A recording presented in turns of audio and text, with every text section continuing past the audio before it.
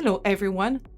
We are thrilled you're using Katana for the RenderMan challenge, and we're here to keep your creative momentum going with all the tips and tricks we can share. Let us begin in Maya. For this step, we are going to export the geometry as a USD file. In the outliner, we will select the objects we want to export, then go to File, Export Selection. That process also applies for exporting a camera. We will choose USD Export as the file type, and in the options, we will make sure that under Geometry, Meshes is checked. Also, because face sets in USD are stored as component tags in Maya's USD plugin, we will check component tags so those export properly.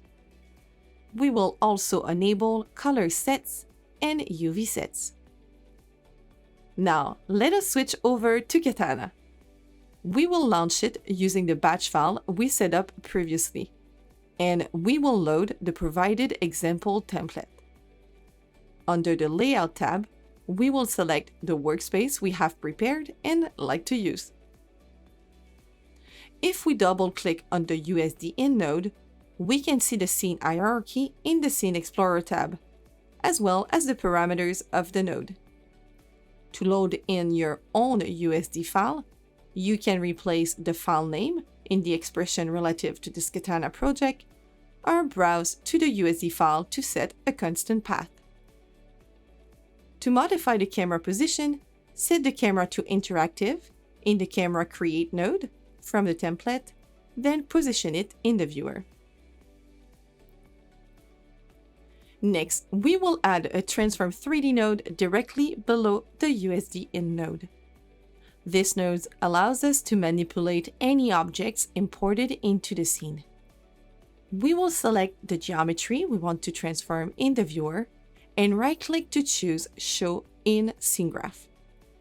From there, we can drag the path of the selected geometry into the path parameters and then set Make Interactive to Yes.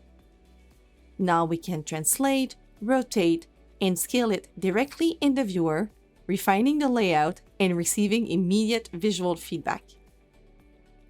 Finally, we will use a Prune node to tidy things up. The Prune node removes location in the scene graph that we don't need to render. I can drag the location directly in the cell statement of the node.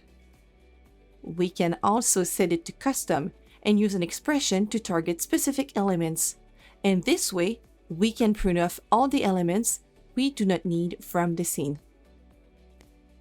This is really useful for keeping the layout clean and lightweight as you work, and this way you do not need to go back to Maya and re-export your work every time you modify your layout. And that's it for this tutorial. We exported the USD scene from Maya, imported it into Katana with the USD In node, adjusted the layout using a Transform 3D node, and simplified the scene with the Prune node. These are the core steps to start building and refining a layout in Katana. In the next videos, we will look deeper into shading and lighting, but for now, you've got a solid workflow to get started. Have fun!